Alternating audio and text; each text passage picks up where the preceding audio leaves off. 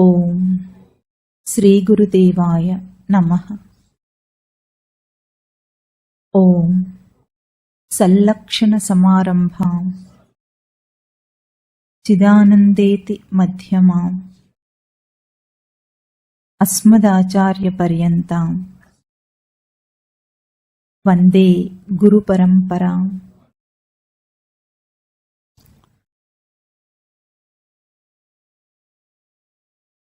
ఇన్ని రోజుల ఆత్మవిచారణలో మనం ఏం చేస్తున్నామంటే, జీవుడు తప్పుగా అభ్యాసం చేసిన దాన్ని స్పష్టంగా అది తన స్వరూపం కాదని, తన స్వరూపమైంది వేరే ఇంకొక నిజ స్వరూపం ఉందని, తనలో అది స్ఫురణ రూపంలో ఉందని తెలుస్తూ ఉందని తెలుసుకున్నాం. అంటే వేదాంత ప్రక్రియ, అద్వైత వేదాంత ప్రక్రియ యొక్క రెండు అంశాలను చూసాం మనం. ఒకటేమిటి? అనాత్మమును కాదనటం, ఆత్మను తెలుసుకోవటం. దాన్ని ఏమంటారు? అనాత్మ ఖండన, ఆత్మ ప్రశంస. చెప్పండి. అంటే కాని దాన్ని ఖండించటం, అయిన దాన్ని విలువ గుర్తించటం. ప్రశంస అంటే విలువను గుర్తించటం. ఇది మనం ఇన్నాళ్ళు చేస్తూ వచ్చాము ఆత్మ విచారణలో. ఆత్మ అవస్థాత్రయ సాక్షి, ఆత్మ శరీరత్రయ వ్యతిరిక్త, ఆత్మ ఇంకా ఎట్లాగో స్థూల సూక్ష్మ కారణ శరీరాద్ వ్యతిరిక్త, జాగ్రత్త స్వప్న సుషుప్తి అవస్థలకు సాక్షిగా, పంచకోశములకు అతీతంగా. ఈ మూడు అంశములను మనం మననం చేస్తూ వచ్చాం. ఆ మననంలో మళ్ళీ పోయిన వారం ఓంకారం యొక్క తత్వాన్ని కూడా కొద్దిగా మననం చేశాం. ఎందుకంటే ఓంకారమే సృష్టి స్వరూపం. ఓంకారం ఎట్లా సృష్టి స్వరూపం అంటే వాచ్య రూపంలో కాదు, వాచక రూపంలో కాదు. అంటే శబ్ద రూపం ఓంకారం కాదు. శబ్దం తర్వాత ఏదైతే నిశ్శబ్దం ఆధారమై శబ్దం తర్వాత కూడా ఉంటుందో ఆ నిశ్శబ్ద రూపమే ఓంకారం అని మనం మననం చేశాం పోయిన వారం. ఈరోజు మనం ఇంతదాకా చేసిన ఒక అభ్యాసంలో దాని యొక్క పూర్ణత్వాన్ని ఒక మంత్రంలో, మాండూక్యోపనిషత్ మంత్రంలో ఈరోజు మనం మననం చేద్దాం.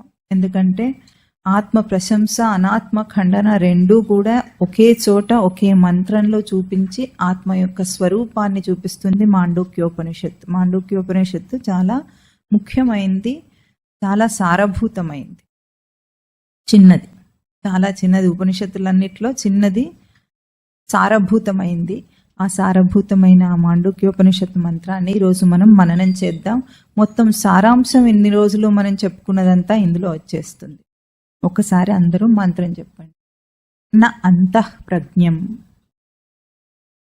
న బహిష్ప్రజ్ఞం, న ఉభయతః ప్రజ్ఞం, న ప్రజ్ఞానఘనం, న ప్రజ్ఞం, న అప్రజ్ఞం, అదృష్టం, అవ్యవహార్యం, అగ్రాహ్యం, అలక్షణం, అచింత్యం, అవ్యపదేశ్యం, ఏకాత్మ ప్రత్యయసారం, ప్రపంచోపశమం, శాంతం, శివం, అద్వైతం, చతుర్థం మన్యంతే, స ఆత్మా స విజ్ఞేయః. ఇది మంత్రం. ఇక్కడ ముందు 6 పదాలలో నెగేషన్ అంటే న ఇతి, న ఇతి, న ఇతి, నేతి నేతి ఇతి అంటాం. నేతి నేతి ప్రక్రియ అంటే ఇది కాదు, ఆత్మ కాని, ఆత్మ ఖండన చేస్తుంది. మొదటి 6 పదాలు ఏమంటున్నారు? నా అంతః ప్రజ్ఞం. అంతః ప్రజ్ఞం అంటే ఇక్కడ ఒక పదం వాడారు. 6 పదాల్లో కూడా ప్రజ్ఞ పదం ఉంది, మీరు గమనించారా? ప్రజ్ఞ అంటే ఏమిటి? ముందు జ్ఞ అంటే జానాతీతి, జ్ఞ. ప్రజ్ఞ ప్రతితేన జానాతి, స్పష్టంగా తెలుసుకున్నట ప్రజ్ఞ అని అర్థం. ఇక్కడ ప్రజ్ఞ పదాన్ని అనాత్మ భావనకు ఉపయోగించింది ఇక్కడ మంత్రం. ఇట్లా కాకుండా ప్రజ్ఞానం బ్రహ్మ అని మహావాక్యం కూడా ఉంది. 4 మహావాక్యాలు ఉంటాయి, మీరు వినున్నారో లేదో. ప్రజ్ఞానం బ్రహ్మ, తత్వమసి, అయమాత్మా బ్రహ్మ, అహం బ్రహ్మాస్మి, అయమాత్మా బ్రహ్మ. ఈ 4 మహావాక్యాలలో మొట్టమొదటిది ప్రజ్ఞానం బ్రహ్మ. అయితే ఆ ప్రజ్ఞ ఈ ప్రజ్ఞ ఎందుకు వేరు, ఆ ప్రజ్ఞ పదం వాడినప్పుడు ఎందుకు వేరు అనేది మనం ఇక్కడ మననం చేయాలి. ఎందుకు దీన్ని అనాత్మ భావంతో వాడారు ఇక్కడ. ప్రజ్ఞ అంటే స్పష్టంగా తెలియటం, పదానికి అర్థం అది.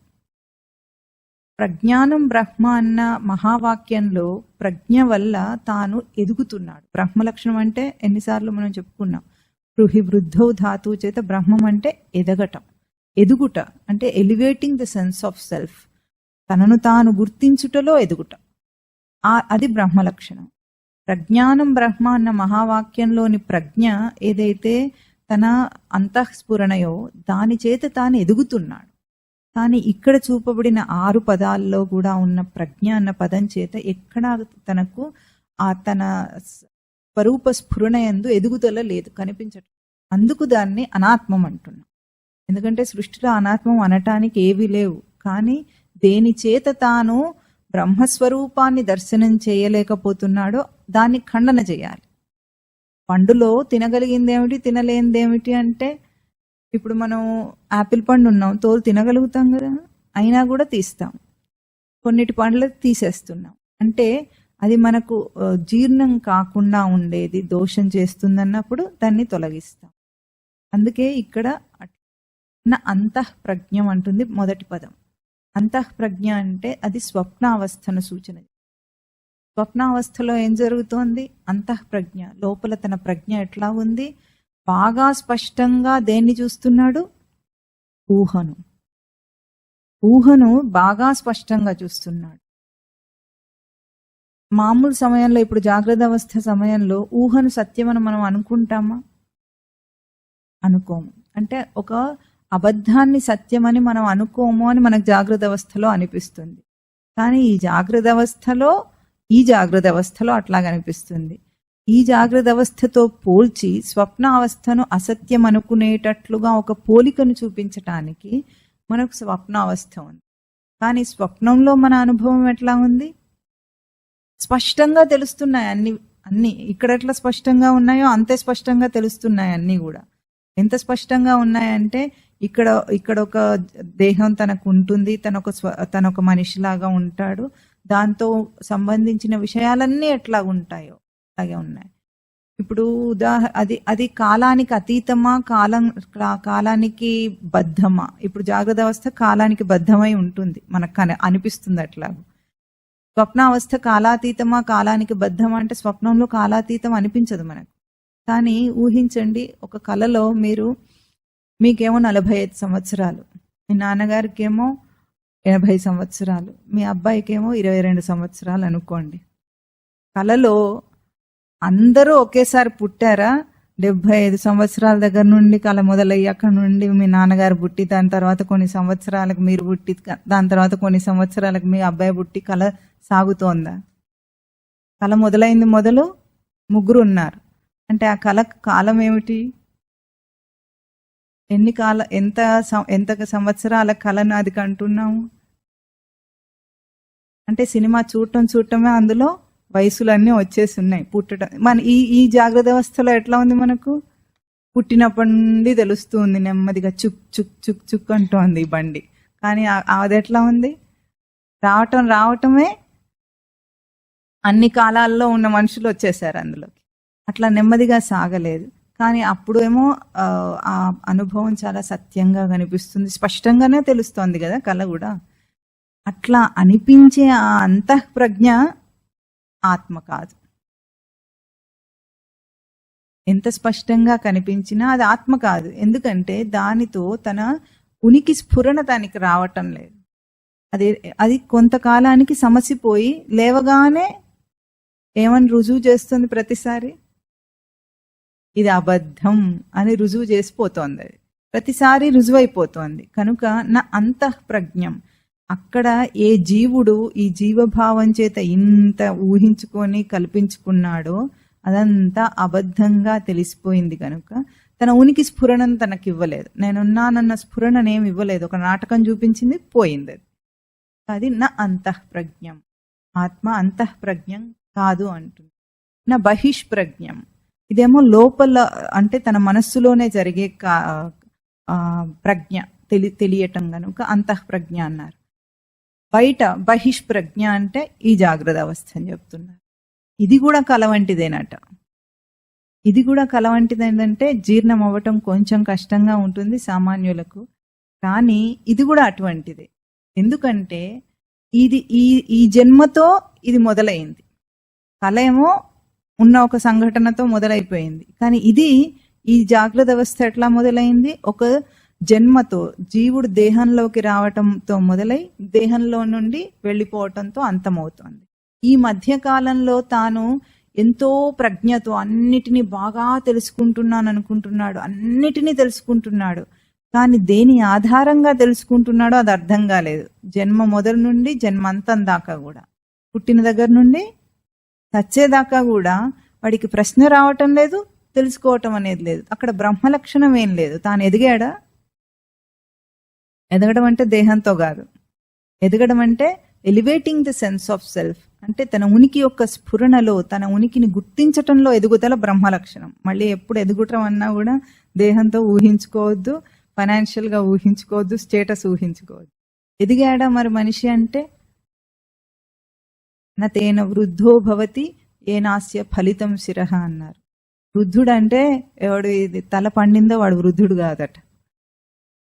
ఎందుకు? తల అయితే నెరిసింది కానీ అనుభవం ఏం రాలేదు, ఆత్మ గురించిన అనుభవం ఏం రాలేదు. ముసలాళ్ళందరూ క్లెయిమ్ చేస్తారు, అన్నీ తెలిసిన వాళ్ళలాగా నీతులు బోధిస్తుంటారు. అసలు లోకానికి సమాజానికి నష్టం చేసేదే వాళ్ళు. ఇంత జీవితకాలం బ్రతికిన తర్వాత కూడా ఏ అనుభవం రాలేదు, పిల్లలందరినీ చెడగొడుతుంటారు. ఎందుకు? వాళ్ళు చేసిందే వీళ్ళ చేత చేయించి ఇప్పుడు వాళ్ళకేమీ అనుభవం రాలేదు. నేను అన్న స్ఫురణ యొక్క అనుభవానికి ఎంతో అవకాశం ఇది జాగ్రత్త అవస్థ. స్పష్టంగా గుర్తించవచ్చు. ఎందుకంటే తన ప్రతి కదలికలో తన చైతన్యాన్ని, తన ఉనికిని గుర్తించే అవకాశం ఉండగా పూర్తిగా ఎట్లా సాగింది? ఏది తెలియకుండా. ఇది బహిష్ప్రజ్ఞ. చాలా స్పష్టంగా తెలుసు అన్నట్టు బ్రతుకుతున్నాడు మనిషి. ఎవరైనా తెలియలేని వాడంటూ ఊరుకుంటారా? చెప్పండి. ఎంత చదువుకున్న వాడైనా చదువుకోని వాడైనా సరే వాడికి వాడు తెలివైన వాడే అనుకుంటాడు. ఏం తెలివి ఉంది వాడికి? అన్ని బయట విషయాలు తెలుసుకునే బహిష్ప్రజ్ఞ ఉందన్నమాట. బయటిది అని అంటే వేలు పెట్టి ఇదం అని చూపించే తెలివి వాడికి ఉంది. ఇదం అంటే ఇది అని చూపించి దేన్నైనా చెప్పగలడు, వ్యాఖ్యానించగలడు, శాస్త్రాలన్నీ వల్లవేయగలడు, అన్నిటినీ చెప్పగలడు. కానీ అహం అన్న విషయంలోకి వచ్చేటప్పటికి స్పష్టంగా ఏమీ గుర్తింపుకు రానంత అసమర్థుడై ఉన్నాడు అక్కడ. కనుక నా బహిష్ప్రజ్ఞ. ఈ బహిష్ప్రజ్ఞ కూడా నేను కాదు. నా ఉభయతః ప్రజ్ఞం. ఉభయతః ప్రజ్ఞం అంటే ఏది కలయో ఏది నిజమో తెలియటం లేదట వాడికి. ఏది కలయో ఏది నిజమో తెలియకుండా ఎట్లా ఉంటుంది అంటే, కల్లోనట స్వామివారు చెప్తారు, కల్లో జాగ్రత్తలో ఏమనుకున్నాడు, వాళ్ళ అబ్బాయికి మనీ ఆర్డర్ చేయాలట. అనుకుంటూ పడుకున్నాడు, చేయలేదు. కానీ కళ్ళలో ఏం చేశాడు? అనుకుంటూ పడుకున్నాడు కనుక కళ్ళలో వెళ్ళి పోస్ట్ ఆఫీస్కి వెళ్ళి మనీ ఆర్డర్ చేసేసి వచ్చేసాడట. చేసేసి వచ్చేసిన తర్వాత మళ్ళీ లేచిన తర్వాత చేశాననే అనుకుంటున్నాడు వాడు. ఎందుకంటే ఈ మనస్సు, ఏ మనస్సు అయితే జాగ్రత్త అవస్థలో చేయాలనుకుందో ఆ మనస్సే కళలో చేసేసి వచ్చింది కదా. మనస్సుకైతే మనస్సు రంగంలో అది చేసేసిందే అయ్యింది. బయటికి మనకు భౌతికంగా అది జరగలేదు, కానీ మనస్సు పరంగా తన వంతుగా తను అయిపోయింది అనుకుంటున్నాడు. ఆ తర్వాత కొన్నాళ్ళకి ఇంకా మనీ ఆర్డర్ వెళ్ళినట్టు అక్నాలెడ్జ్మెంట్ రావట్లేదు. ఏమిటా అని చూస్తే అతను చేయలేదు. ఏది కలయో అర్థం కావట్లేదు, ఏది నిజమో అర్థం కావట్లేదు. ఎందుకు? ఆ మనస్సే అంతటా ప్రవర్తిస్తుంది కదా. ఏ భ్రాంతిని కల్పించే ఈ మనస్సు ఉందో అదే అంతటా ప్రవర్తిస్తుంది. ఇది సత్యం అంటుంది, కాసేపు అక్కడ ఉన్నప్పుడు అది సత్యం అంటుంది. జాగ్రత్త అవస్థలో జాగ్రత్త సత్యం అంటుంది, స్వప్నావస్థలో స్వప్నం సత్యం అంటుంది. రెండింటి అనుభవాలను, అనుభూతులను పొంది అన్ని రకాల భావోద్వేగాలను అదే పొందుతూ ఉంటుంది. కానీ నేను అన్న స్ఫురణను మాత్రం అది ఇవ్వటం లేదు. నేను అన్న స్ఫురణ రావటానికి అది అవకాశంగా ఉపయోగపడటం లేదు కనుక నా ఉభయత ప్రజ్ఞం. ఈ రెండు స్పష్టంగా తెలిసిన ఈ రెండు కూడా తనను తెలియటానికి ఉపయోగపడటం లేదు, తనను తాను తెలుసుకోవటానికి. కనుక నా ఉభయత ప్రజ్ఞ. నా ప్రజ్ఞాన ఘనం. ప్రజ్ఞాన ఘనం అంటే సుషుప్తి అవస్థ, ఘనీభవించిన ప్రజ్ఞ అట. అది ఘనీభవించడం అంటే గడ్డగట్టడాన్ని ఘనీభవించటం అంటారు. అంటే ఇది సుషుప్తి అవస్థ ప్రవృత్తి రూపంలో ఘనీభవిస్తుంది. రోజంతా మనం ఏ పనులు చేస్తామో ఆయా పనుల యొక్క విషయాలు విషయ వాసనలన్నీ కలిసి మనం మైండ్లో, మామూలు భాషలో చెప్పాలంటే ఇంప్రెషన్స్ ఫామ్ చేస్తాం. మన ప్రతి యాక్షన్కి ఒక ఇంప్రెషన్ ఉంటుంది, ప్రతి ప్రవర్తనకి ఒక ముద్ర వేసుకుంటూ ఉంటుంది. ఆ ముద్ర ఏముంటుంది? తను ప్రవర్తించిన విషయాల యొక్క ప్రవృత్తి ఉంటుంది. అంటే ఇష్టము, అనిష్టము, రాగము, ద్వేషము, ప్రతి విషయంతో ఇది లేకుండా మనం ఎక్కడైనా ప్రవర్తిస్తామా? ఇష్టం అనిష్టం లేకుండా మనిషితో ప్రవర్తిస్తామా? ప్రవర్తించము. కావాలి వద్దు అనకుండా ప్రవర్తిస్తామా? ఏ పని చేస్తున్నామన్నా దాని వెనుక మన అర్థం ఏమిటి? కావాలని వెళ్తాం, దాన్ని కావాలనుకోకపోతే వదిలేస్తాం. కావాలి వద్దు, నచ్చింది నచ్చలేదు, మంచి చెడు, ఇవన్నీ లేకుండా, ద్వంద్వాలు లేకుండా మనం ఎక్కడ ప్రవర్తించాం. ఆ ప్రతి ప్రవర్తన మనకు ఒక ఇంప్రెషన్ని క్రియేట్ చేస్తూ ఉంటుంది. ఇది ఘనీభవిస్తూ ఉంటుంది తెలియకుండానే. ఎట్లా ఉంటుందంటే మనకు కొన్ని మెమరీస్ మాత్రమే గుర్తుంటాయి. కానీ ఒక గోడౌన్లో బియ్యము సంచులుగా పేర్చుంచారనుకోండి, మనకు ముందు ఏది కనిపిస్తుంది? మొదటి వరుస మాత్రమే కనిపిస్తుంది. దాని వెనకాల ఎన్ని ఉన్నాయి బియ్యపు సంచులు? అట్లాగే మన చిత్తంలో తెలియకుండానే ఎన్నో ఇంప్రెషన్స్ అన్నీ ఉంటాయి మనకు. కానీ మనకు లేటెస్ట్ మాత్రమే గుర్తుంటాయి. ఈ మధ్య కాలంలో మాత్రమే అంతవరకు మన మెమరీ పనిచేస్తుంది. కొన్ని విషయాలలో చిన్నప్పటివేవో గుర్తుంటాయి, మిగతావన్నీ మరుపులోకి పోయినట్లుగా మనకు అనిపిస్తాయి. కానీ ఈ కాలం భాషలో చెప్పాలంటే సబ్ కాన్షియస్ మైండ్లో అన్నీ కూడా ఇంప్రెషన్స్ స్టోర్ అయ్యి ఉంటాయి. ఇది ప్రవృత్తి రూపంలో ఘనీభవిస్తుంది. ఎంతెంత దృఢంగా ఇది బాగుంది, ఇది బాగాలేదని మనస్సు పెట్టి దాంట్లో మనిషి విషయాల్లో ప్రవర్తిస్తారు చూసారా? ఎక్స్ట్రీమ్స్కి వెళ్ళిపోతారు కొంతమంది. ఇది లేకపోతే నేను ఉండలేనన్నట్లుగా చేస్తుంటారు చిన్న విషయానికి కూడా. అటువంటివన్నీ కూడా ప్రవృత్తి రూపంలో ఘనీభవించుంటాయి. ఈ ఘనీభవించినవన్నీ కూడా తన స్వరూపాన్ని రిప్లేస్ చేసినట్లుగా, అంటే స్వరూపాన్ని కప్పేస్తాయి. ఆత్మస్వరూపాన్ని కప్పేసి అవి రాజ్యం వెళ్తూ ఉంటాయి. మళ్ళీ లేచిన తర్వాత వాడు అదే ప్రవృత్తితో పనిచేస్తూ ఉంటాడు. ఏ విషయాన్ని వదిలేసి పడుకుంటాడో ఆ విషయంతోనే ఇంకా ఎనర్జైజ్డ్గా లేస్తాడు. విశ్రాంతి తీసుకున్నాడు కదా కాసేపు, ఇప్పుడు ఏం చేస్తాడు? దూకుతాడు వాటి మీదకి. దూకి వాటన్నిటినీ తీర్చుకునే ప్రయత్నం చేస్తాడు. ఇది ప్రజ్ఞాన ఘనం. ఇది కూడా ఆత్మ కాదు. ఎందుకంటే ఇది తన స్వరూపాన్ని కోల్పోయేటట్టు చేస్తుంది, కానీ స్వరూపాన్ని పొందేటట్లు చేయటం లేదు కదా. విషయం మీద ఆసక్తిని పెంచింది, ఘనీభవించి చివరికి ఒక 70 ఏళ్ల వయసు వచ్చేటప్పటికి ఏమిటి వీడి అనుభవం అంటే ఏముంటుంది? జవసత్వాలన్నీ ఉడిగిపోయినాయి అంటారు. మీరు విన్నారా ఎప్పుడైనా? అంటే ఇంద్రియ తేజస్సు అంతా ఉడిగిపోయిందనమాట. కానీ కోరికలు ఏం చావలేదు వీడికి. తిరగటానికి దేహం సహకరించట్లేదు, కానీ తిరగాలి అన్న మనస్సేం పోలేదు, వాడికి ఉంది చక్కగా. మళ్ళీ కాస్త రెజ్యువినేట్ అయిందనుకోండి, రీవైటల్ వేసుకున్నాడు అనుకోండి, అప్పుడు ఏమవుతుంది? మళ్ళీ లేచి గట్టిగా తిరుగుదాం అనుకుంటా. అంతేగాని ఇదంతా తిరిగి నేనేం సాధించాను, వాటిల్లో నాకేం సుఖం వచ్చింది, అక్కడ ఇంత వృధా అయ్యింది జీవితం అని వాడికి రియలైజేషన్ రాదు. 90% మందికి రాదు. ఈ 10% మందికి కొద్దిగా వచ్చే జన్మకి ఏమైనా ఉపయోగపడుతుంది. అప్పుడు కూడా రాకపోతే వృధా అవుతుంది. కనుక ఈ ప్రజ్ఞాన ఘనం అని స్పష్టంగా ఏదైతే ప్రవృత్తి రూపంలో ఘనీభవించిందో అది కూడా ఆత్మస్వరూపం కాదు. నా ప్రజ్ఞం అంటే లోకంలో ఎంత ప్రజ్ఞ చూపిస్తారు చూసారా ఈ కాలంలో మరీ ప్రజ్ఞ ఎక్కువైపోయింది. చిన్ని పిల్లలందరూ ఏవేవో ప్రజ్ఞ చూపించి అవార్డులు తీసుకుంటున్నారు, ఇందులో గోల్డ్ మెడల్స్ వస్తున్నాయి, అన్నో ప్రజ్ఞానంద అని పేరు కూడా పెట్టుకున్నారు. అంటే క్రిటిసైజ్ చేయటం కాదు, ఏ ప్రజ్ఞ లోకంలో చూపించి నేను గొప్పవాడిని, నేను చాలా బాగా ఉన్నానని అనిపిస్తుందో, తెలివైన వాడిగా బ్రతుకుతున్నానని అనిపించుకుంటున్నాడు, ఆ ప్రజ్ఞలన్నీ కూడా ఏవి సాధించినా సరే, ఏ రంగంలో ఒక డాక్టర్గా సాధించినా, ఒక క్రీడాకారుడిగా సాధించినా, ఒక యాక్టర్గా సాధించినా, ఒక సైంటిస్ట్గా సాధించినా, ఏ ఒక్కటైనా సరే నిన్ను నువ్వు తెలుసుకోవటానికి ఉపయోగపడేది అయిందా? తనను తాను తెలుసుకోగలిగాడా? ఏ లోపలి తేజస్సు చేత ఇదంతా తెలుసుకుంటున్నాడో? విజ్ఞాతారం అరే కేన విజానీయాత్, అన్నిటినీ తెలుసుకునే తనను దేంతో తెలుసుకోవాలో ఆ తెలివి ఏమైనా వస్తుందా వీటి వల్ల? మనం ఎంత కృషి చేస్తున్నామో వీటన్నిటిని సాధించటానికి. ఒక మనిషి ఎంత కృషి చేస్తాడు, చివరికి ఏమైంది?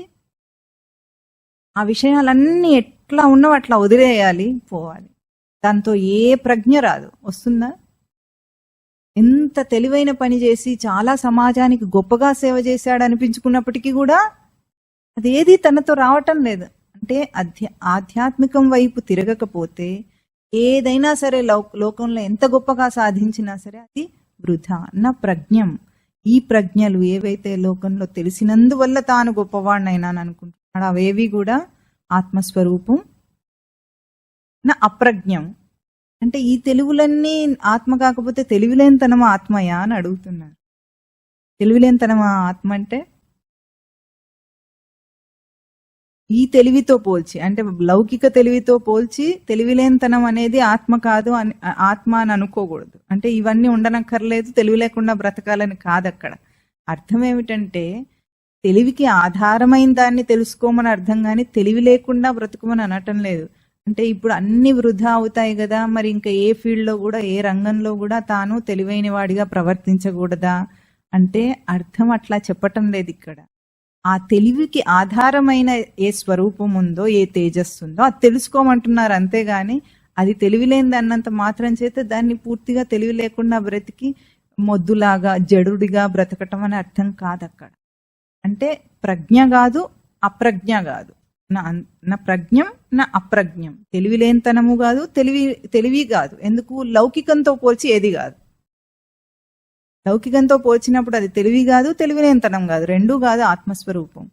కనుక ఈ 6 అంశాల్లోనూ కూడా ఏ తెలివిని బయట రంగరించి రంగరించి రంగరించి జీవిత కాలమంతా, తనకు తెలిసిన జీవిత కాలమంతా బ్రతుకుతున్నాడో ఏది ఆత్మస్వరూపాన్ని అందించేది కాదు.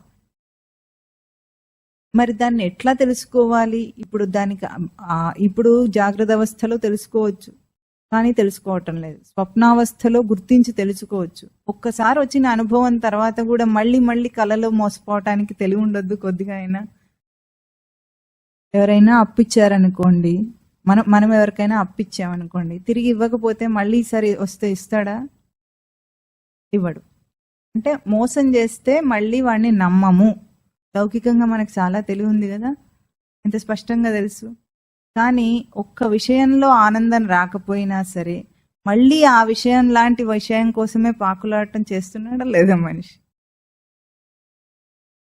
ఎన్ని భోగాలను అనుభవించినా ఆనందం పూర్తిగా వచ్చిందా ఇప్పటికీ?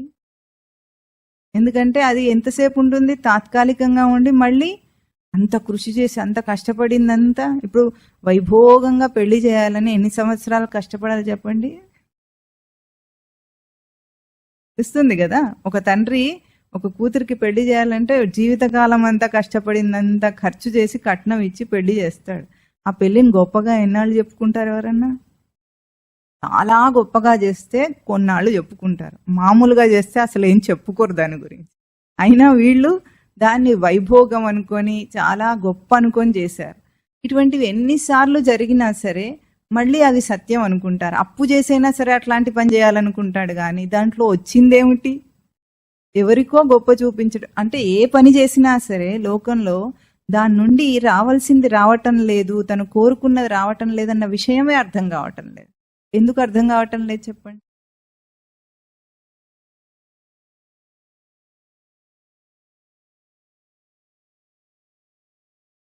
భోగం నుండి సుఖము శాశ్వతంగా ఎందుకు రావటం లేదు? వస్తుందా రావటం లేదా? అసలు తెలుస్తుందా వాడికి? చిన్న లోటు ఏమిటో తెలుసా? తరచి చూసుకోడు, అసలు వచ్చిందా లేదా అని చూడడు. చేయటం, వెళ్ళిపోవటం, అంతేగాని వచ్చిందా లేదా అని చూసుకోడు అసలు.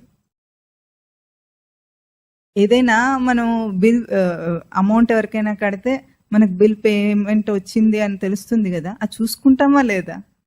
రిసీవ్ అయినా కానీ ఏ చేసినా కానీ మనం ఏదైనా అమౌంట్ మనకు వచ్చినా కూడా రిసీవ్డ్ అని చూసుకుంటామా లేదా? మరి ఎప్పుడైనా సుఖం వచ్చిందని చూసుకున్నారా? రిసీవ్డ్ అని వచ్చిందా ఎప్పుడన్నా? బట్ టెంపరీ అన్న రియలైజేషన్ వస్తే పర్వాలేదు, చాలా గొప్ప విశేషం అది. టెంపరీ అన్న రియలైజేషన్ వస్తే అంత కష్టపడడు. క్షణికమైన ఆనందం కోసం ఎంతసేపు నాలుక మీద ఎంతసేపు పదార్థం ఉంటుంది, దాన్ని తయారు చేయడానికి ఎంత టైం పడుతుంది చెప్పండి? Few seconds. నాలుక దాటితే నరకలోకం దాటింది అంటారు. రుచిని జయిస్తే అన్నిటిని జయించిన వాడు అవుతాడట. కానీ జయిస్తాడా మనిషి? అంత కష్టపడతాడు. అంటే ఒక మూమెంటరీ సుఖం కోసం ఎంత కష్టపడుతున్నాడు, ఎందుకంటే రియలైజేషన్ లేదు. అది టెంపరీ అన్న రియలైజేషన్ రావట్లేదు. అది వస్తే చాలా మార్పు వస్తుంది మనిషిలో. అది కూడా రావటం లేదు. ఒకటి తరచి చూసుకోడు, కొన్ని తరచి చూసుకుంటే టెంపరీ అన్న రియలైజేషన్ అన్న వస్తుంది, అది కూడా చేయడు వాడు, రియలైజ్ అవ్వడు. ఆ రియలైజేషన్ రాకపోవటమే జన్మ వృథా అవ్వటం. అనుభవములు ఎన్ని అందించినా అందదాయ ఆత్మదృష్టి. ఎన్ని అనుభవాలు వచ్చినా సరే ఆత్మదృష్టి మాత్రం రాదట. అది జరుగుతోంది కనుక వీటన్నిటినీ నెగేట్ చేస్తాడు ముందు సాధకుడు. వీటిలో అభ్యాసం చేశాడు బాగా. తన స్వరూపాన్ని ఈ రంగాల్లో అంటే అంతఃప్రజ్ఞ, బహిష్ప్రజ్ఞ, ఉభయ ప్రజ్ఞ, వీటన్నిటిలో ప్రవర్తనను అభ్యాసం చేస్తున్నాడు గనుక ఇదేది కాదు, నా ఆత్మస్వరూపాన్ని నాకు ఇవ్వలేకపోయిందని ముందు నెగేట్ చేస్తాడు. ఇవేవి కాదంట. మరి ఆత్మస్వరూపం ఎటువంటిది, ఎట్లా తెలుసుకోవాలి అంటే అదృష్టం అన్నది. అదృష్టం అంటే లక్ కాదు. అందరికి ఏమంటే తెలుసు, అదృష్టం అంటే లక్. అంటే అర్థం ఏమిటి? పదాన్ని ఆలోచించి చెప్పండి. ఇన్నాళ్ళు వింటున్నారు పదాలను. దృష్టం అదృష్టం. దృష్టం కనపడేది, అదృష్టం ఊహాత్మకమైన దాన్ని లక్ అంటాడు అన్నమాట వీడు. అదృష్టం అంటే ఏదో కనపడింది, వీడు ఊహించుకున్నది, అది లక్ అంటే. అదృష్టం అంటే అది కాదు ఇక్కడ అర్థం. కనపడనిది అంటే ఏది మనకు కనపడేవన్నీ దేంతో కనిపిస్తున్నాయి? కంటితో కనిపిస్తుంది. ఈ ఆత్మస్వరూపం అదృష్టం. కంటితో ఈ మాంసపు కన్నుతో చూచేది కానే కాదు. ఎందుకంటే ఇది ఎట్లా చూస్తోంది? బయటికి చూస్తోంది ఎంతసేపు. లోపలికి చూడటానికి ఈ కన్ను అక్కర్లేదు. కన్ను మూస్తే లోపల కనిపిస్తుంది, కన్ను తెరిస్తే యదృశ్యం తన్నశ్యం. ఏది దృశ్య రూపంగా కనిపిస్తుందో అది తప్పకుండా నాశనం అవుతుంది. నాశనం అవుతుందంటే కనిపించకుండా పోతుంది కాసేపటి. కానీ కన్ను ఎప్పుడైనా కనిపించకుండా పోతుందా? దృశ్యాలు మారిపోతాయి, కానీ కంటి చూపు అట్లాగే ఉంటుంది తనకు. కనుక అదృష్టం అంటే ఈ ఆత్మస్వరూపాన్ని ఈ కంటితో సెన్స్ చేసి తెలుసుకునేది కదా. కన్నంటే ఇక్కడ ఒక కన్నే అర్థం కాదు, ఇంద్రియాలన్నీ కూడా ఎక్స్ట్రోవర్డ్. బయట ప్రవర్తన చేత వాటిని బయట గ్రహింపు చేత తెలుసుకోవాలని ప్రయత్నం చేస్తుంటాయి. ఏ ఇంద్రియం చేత ఏది తెలియబడుతున్నదైనా సరే ఆత్మను తెలుసుకోలేదు అది. బయటిగా తీసుకుంటే ఎందుకంటే ఇది గుర్తించాలి. బయటిగా అన్న అక్కడి నుండి నేను పట్టుకున్నాను అన్నప్పుడు అది తెలియనిది. అదే లోపల నుండి ప్రయోగం చేస్తే అది దృష్టం కాదు, అప్పుడు ద్రష్ట అవుతుంది అది. ఇదేమో దృష్టం అంటే కనిపించేది, చూడబడేది. ద్రష్ట అంటే చూచేవాడవుతాడు. అంటే బయట నుండి మాట్లాడుతున్నాం గనుక అదృష్టం. అది బయట నుండి గ్రహింపుకు వచ్చేది కాదు. ఆ తర్వాత పదం వస్తుంది అదృష్టం. అవ్యవహార్యం, వ్యవహారం చేత తెలియబడేది కాదు. ఎన్ని వ్యవహారాలు చేస్తాం లోకంలో మనం. వ్యవహారం అంటే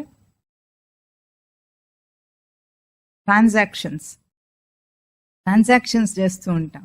ఏమేమి ట్రాన్సాక్షన్స్ అంటే ఓన్లీ బిజినెస్ లాగా ఆలోచించదు. ట్రాన్సాక్షన్ అంటే మనిషికి మధ్యలో ఒక నడిచే వ్యవహారం అనాలి.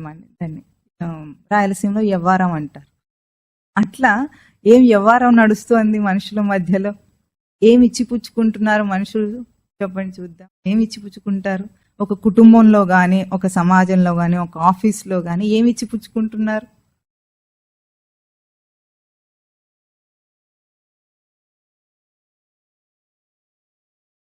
టైం ఇస్తున్నారు. ఇంకా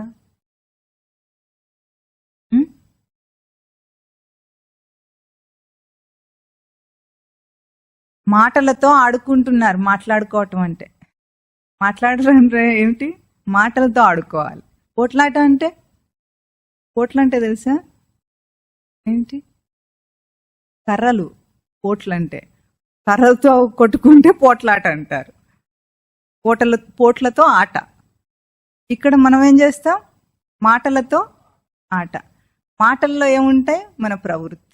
ఎవరెవరి గొప్పతనాన్ని వాడు చెప్పుకుంటూ ఉంటాడు అన్నమాట. ఒకరితో ఒకరు మాట్లాడుతున్నారంటే వీడు ఒక భావాన్ని చెప్పగానే దానికి కౌంటర్గా ఇంకో భావాన్ని వాడు చెప్పేస్తుంటాడు. ఇదేమిటంటే ప్రవృత్తి ఆగదనమాట లోపల నుండి చెప్పడానికి. ఇప్పుడు వాడు ఒకటి చెప్పాడు, నేను ఒకటి చెప్పేయొద్దు, ఆగదు. ఆగకుండా మనుషులు వ్యవహారం చేస్తుంటారు.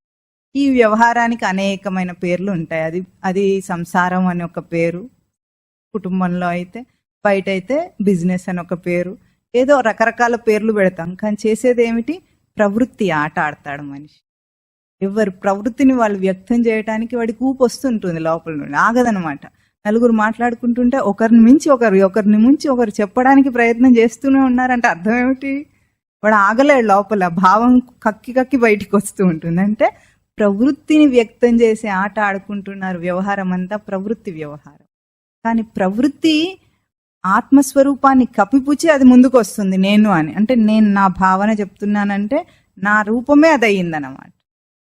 నా భావన అంటే నా రూపం, నా అభిప్రాయం చెప్తున్నాను అంటే నా రూపాన్ని అభిప్రాయ రూపంలో చెప్తున్నాను అంటే విషయాత్మకంగా తనను బయటికి తీసుకొచ్చేది. ఈ వ్యవహారం ఏది కూడా తన స్వరూపాన్ని ఇవ్వలేదు. ఎందుకంటే అది బయటికి వెళ్ళిపోతుంది. ఆత్మస్వరూపం ఎప్పుడూ లోపలిది, లోపలగా ఉన్నది, లోపల భద్రంగా ఉన్నది. అటువంటి దాన్ని బయటికి ఈడ్చి మనం ప్రవృత్తి రూపంలో వ్యక్తం చేస్తున్నాం. అప్పుడు ఈ వ్యవహారం ఏది కూడా ఆత్మను తెలుసుకోవడానికి ఉపయోగానికి రాదు. అదృష్టం, అవ్యవహార్యం, అగ్రాహ్యం. గ్రాహ్యం అంటే గ్రహింపతగినది. బయటగా ఏదైనా గ్రహింపదగినది అని మనం చూస్తున్నాం. అలా మంచి సీనరీ చూడాలి. నయాగరా ఫాల్స్ చూస్తారు కదా, అంత దూరం దాకా వెళ్ళి ఏం చూసి వస్తారు చెప్పండి?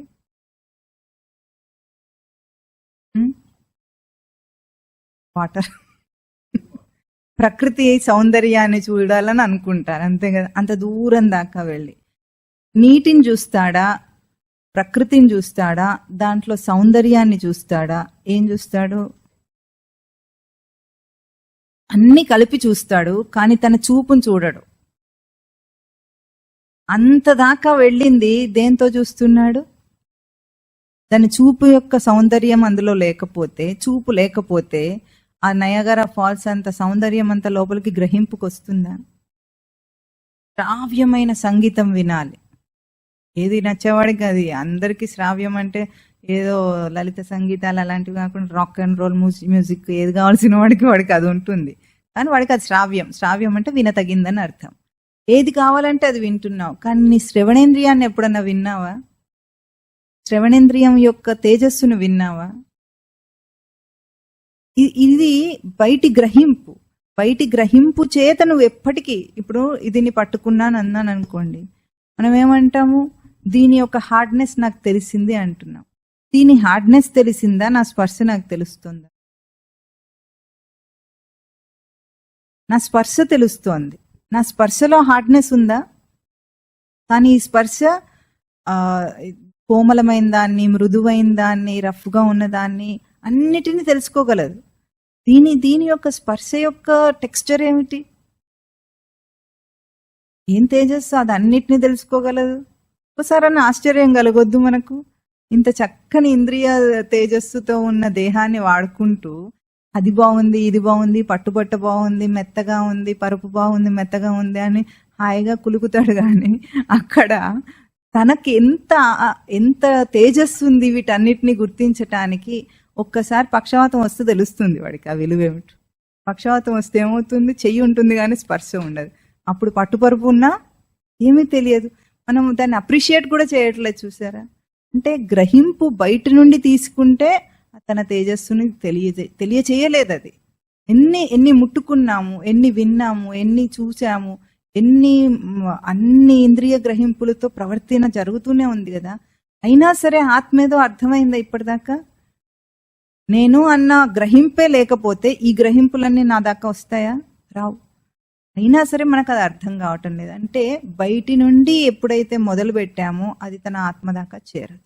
అగ్రాహ్యం, బయటి గ్రహింపుతో నువ్వు ఎప్పటికీ ఆత్మ అర్థం కానిది. అలక్షణం. లక్షణం అంటే దర్శనం అని అర్థం. ఒక లక్షణం ఎప్పుడు దేనికి ఉంటుందంటే నామరూప క్రియా గుణములతో వివరించేదానికి లక్షణావృత్తి అంటారు.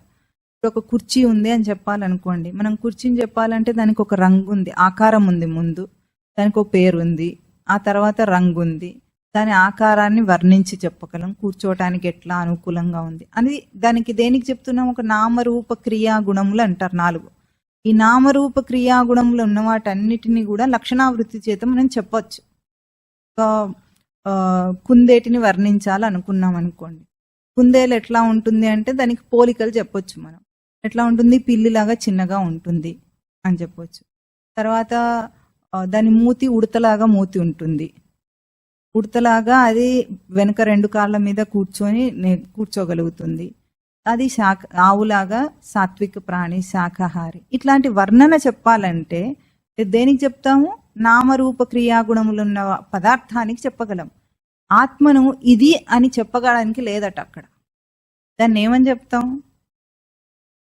ఆత్మ లక్షణాలు చెప్పడానికి అలక్షణం అది. దానికి నామరూప క్రియాగుణ విశేషములతో చెప్పగలిగింది ఏ లక్షణము లేదు. అది ఎట్లాగో లోపల తెలియబడవలసిందే గాని వ్యక్తం చేసి చెప్పలేంది గనుక అలక్షణం అన్నారు. అచింత్యం, చింతన చేయటం అంటే దాని గురించిన ఆలోచన చేయటం. ఆలోచన దేంతో చేస్తాం? మనస్సుతో చేస్తాం. మనస్సు ఎప్పుడైనా సరే, పోయిన వారం మనం చెప్పుకున్నాము, చేతిలో పెన్ను పట్టుకున్నాం అనుకోండి, పెన్నుకు చేయి తెలియదు కానీ చేతికి పెన్ను తెలుస్తుంది. అంటే తెలియబడే దానికి తెలుసుకునేది తెలియదు ఎప్పటికీ కూడా. ఇప్పుడు మనం అన్నిటినీ చింతన చేసేది దేంతో? మనస్సుతో చింతన చేస్తాం గనుక మనస్సు ఎప్పుడు దాని వెనక ఉన్న ఆత్మ చైతన్యాన్ని తెలుసుకోలేదు, కానీ ఆత్మ చైతన్యానికి మనస్సు అంటే ఏమిటో తెలుస్తుంది. ఇప్పుడు మన గ్రహింపు, మన అలవాటు ఎట్లా? దేన్నైనా సరే మనస్సు యొక్క చింతనతో తెలుసుకోగలం, మనస్సు యొక్క గ్రహింపుతో తెలుసుకోగలం. ఇప్పుడు ఆత్మను మాత్రం వెనక్కి తిరిగి తెలుసుకోలేము కనుక అది అచింత్యం. అది చింతన చేసి నేను దాని గురించి ఊహించుకొని మనస్సు అంటే ఊహ, అసలు దాని పనే ఊహ. మనస్సుతో ఊహించుకొని నేను తెలుసుకోగలిగింది కాదు ఆత్మస్వరూపం కనుక అచింత్యం అన్నారు దాన్ని. తర్వాత అవ్యపదేశ్యం అంటే డిస్క్రైబ్ చేసి చెప్పగలిగింది, వర్ణించి దాన్ని చెప్పగలగటానికి. ఇప్పుడు చింతన అన్నా గ్రహింపన్నా అన్ని కూడా బయట లక్షణాలన్నా కూడా అన్నిటినీ కూడా ఒక వర్ణన ఉంటుంది. ఆత్మను ఇంత శాస్త్రం చెప్పింది కానీ దేన్ని చెప్పింది? ఆత్మ గురించి చెప్పలేదు, అనాత్మ గురించి చెప్పింది. ఏదేది కాదో అది చెప్పింది. ఆత్మ లక్షణాలను ఎట్లా చెప్పిందంటే దానికి అవి పాయింట్అవుట్ చేస్తాయి. దానికి అదే చెప్పిన లక్షణాలే ఆత్మ కాదు, ఆ లక్షణాలను అభ్యాసం చేస్తే ఆత్మ అర్థమయ్యేలాగా అనమాట. పాయింటర్, అవన్నీ పాయింటర్స్, శాస్త్రంలో చెప్పినవన్నీ పాయింటర్స్. అటువైపుగా మనం సాధన చేస్తే తప్పకుండా మనం దాన్ని తెలుసుకోగలం. అది అవ్యపదేశ్యం. అంటే ఈ ప్రాసెస్ని ఏమంటారు? కపటం అంటారు. కపటం అంటే ఏమిటంటే కుటిలంగా చెప్పటం, నేరుగా చెప్పలేనప్పుడు కుటిలంగా చెప్పటం అంటారు. కుటిలం అంటే అర్థమవుతుందా మీకు? ఇండైరెక్ట్ మెథడ్లో చెప్తాం, కానీ డైరెక్ట్గా చెప్పటానికి, దానికి నిరూపించి చెప్పటానికి ఏమీ లేదు. అందుకే శాస్త్రాన్నంతా అధ్యయనం చేస్తున్నప్పుడు మనం ఏం చేస్తామంటే మన ఆచరణ చేసినప్పుడు శాస్త్రం చెప్పిన దాన్ని అనుభూతిలో తెలుసుకుంటాం. అనుభూతి డైరెక్ట్ నాలెడ్జ్, విజ్డమ్ అంటాం దాన్ని. మిగతాదంతా ఇండైరెక్ట్ వే ఆఫ్ ఎక్స్ప్రెషన్, దాన్ని చెప్పటానికి ఇండైరెక్ట్ వే. కనుక దీన్ని లోకంలో చెప్పడానికి ప్రయత్నం చేసినప్పుడు కూడా, ఇప్పుడు కుర్చీలో ఒక సోఫాలో కూర్చుంటే చాలా హాయిగా ఉంటుంది అని చెప్పారనుకోండి, ఎంతగా వర్ణించినా సరే అది ఎంతసేపు మనకు అర్థమవుతుందా? ముందు కూర్చొని ఉంటే, దాంట్లో కూర్చుంటే అర్థమవుతుందా? దాంట్లో కూర్చునేదాకా అర్థం కాదు. అట్లాగే ఏదైనా పదార్థాన్ని వర్ణించినా సరే దాన్ని తింటే గానీ అర్థం కాదు. అంటే మన నాలుకకు తగిలితే గానీ దాని రుచి మన అనుభవం కాదప్పుడు. ఊహించుకోవచ్చు ఎంతైనా సరే దాని గురించి. మామిడి పండు గురించి చెప్తే ఎంతైనా ఊహించుకోవచ్చు, కానీ తినేదాకా దాని రుచి నా అనుభవం ఎట్లా కాదో ఆత్మ లక్షణం కూడా అట్లాగే. వ్యపదేశ్యం కుటిలమైన దాంతో కపటంతో చెప్పగలిగింది కాదది. అది డైరెక్ట్ విజ్డమ్ కానీ ఇండైరెక్ట్ నాలెడ్జ్ కాదు. ఇది బాగా గుర్తుపెట్టుకోవాలి. ఎందుకంటే అయితే మరి అంత మాత్రం చేత ఇంకా ఇవేవి అలక్షణం అచింత్యం అగ్రాహ్యం అంటే ఇంకా అసలు తెలుసుకోలేమో దాన్ని అంటే తప్పకుండా తెలుసుకోగలం అని దాన్ని ఏమంటున్నారు? ఏకాత్మ ప్రత్యయ సారం అంటే. ఇది అసలు ఈ మొత్తం మంత్రానికి కూడా ఏకాత్మ ప్రత్యయ సారం అనేది ప్రాణం వంటి. ఏకాత్మ ప్రత్యయ సారం అంటే ఏకభావాన్ని, దాని తర్వాత ఈ 4 పదాలు కలిసి ఒకే భావాన్ని చెప్తాయి. ఏకాత్మ ప్రత్యయ సారం, ప్రపంచోపశమం, శాంతం, శివం, అద్వైతం. ఈ 5 పదాలు కూడా ఒకే భావాన్ని చెప్పే 5 పదాలు. ఏకాత్మ ప్రత్యయ సారం అద్వైతం ఎట్లా అవుతుంది? సృష్టి ద్వైత స్వరూపమా అద్వైత స్వరూపమా? అసలు ద్వైతం అంటే ఏమిటి, అద్వైతం అంటే ఏమిటో చాలా కన్ఫ్యూజన్ ఉంటుంది లోకంలో. అందరూ అద్వైతం ద్వైతం దేంతో పోల్చి మాట్లాడతారంటే మీకు తెలిసి ఉండొచ్చు, అద్వైత మతము, ద్వైత మతము, విశిష్టాద్వైత మతం అని 3 రకాలుగా బయట మీకు అందరికి పరిచయం ఉంటుందంట. అంటే ద్వైతం అంటే ఏమిటంటే జీవుడు పరమాత్మ వేరే వేరే, ఎప్పటికీ ఒకటి గారు వాళ్ళు. వాడే వీడు, పరమాత్మ పరమాత్మే, జీవాత్మ జీవాత్మే వేరని ద్వైత భావంలో చెప్తారు. ద్వైత మతం అంటారు దాన్ని. విశిష్టాద్వైతం అన్నప్పుడు ఏమవుతుందంటే జీవుడు పరమాత్మ యొక్క ఒకానొక అంశం అని చెప్తారు. పరమాత్మ యొక్క అంశమే, కానీ మళ్ళీ పరమాత్మ వేరుగానే ఉంటాడు, జీవాత్మ వేరుగానే ఉంటాడు. దాంట్లోంచి ఒక అంశం మాత్రమే. మళ్ళీ ఎప్పటికైనా పరమాత్మను చేరుకోవాలి అంటుంది విశిష్టాద్వైత మతం. అద్వైత మతం అంటే ఏమిటంటే జీవాత్మ పరమాత్మ ఒక్కడే. జీవో దేవ సనాతన, జీవుడు సనాతనమైన ఆ జీవుడే దేవుడు అని చెప్పేది అద్వైత మతం అని. ఈ పదాలను లోకంలో అర్థం చేసుకునే తీరు మీకు అందరికీ తెలుసో అది కూడా తెలియదు, కానీ ఈ 3 మతాలు అంటారు. కానీ ఇక్కడ అద్వైతం పదం చెప్పారో అది అద్వైతం అంటే మతం కాదు. ముందు అద్వైతం అంటే జీవుడి యొక్క ప్రక్రియా విధానం. అది వాడి జీవితంలోనే జరుగుతున్న ఒక ప్రక్రియ. ఏమిటంటే సృష్టి అంతా అద్వైత స్వరూపంలో అలరారుతుంది. సృష్టిలో మనం చూసేవి మూడు రూపాల్లో ఉంటుంది మన ఎక్స్పీరియన్స్. ఒకటి పంచమహాభూతాత్మక సృష్టి కనిపిస్తుంది మనకు. అర్థమవుతుంది పంచమహాభూతాత్మక సృష్టి అంటే అదొక సృష్టి. అది కాక జీవ సృష్టి, జీవులన్నీ ప్రాణులన్నీ కనిపించే జీవ సృష్టి, ఇది 2వ అంశం.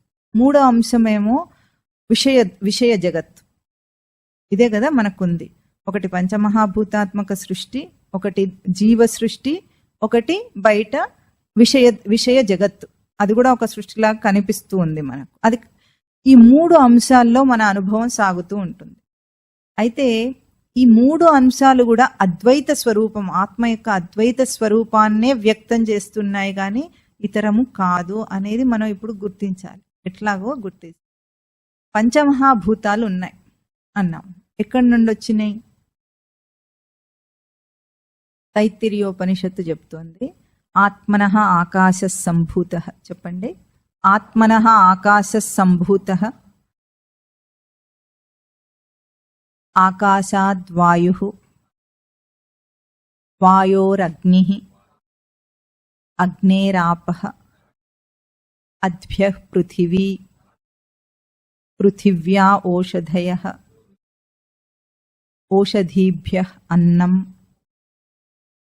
అన్నాత్ పురుషః. ఇది సృష్టి క్రమం అన్నమాట.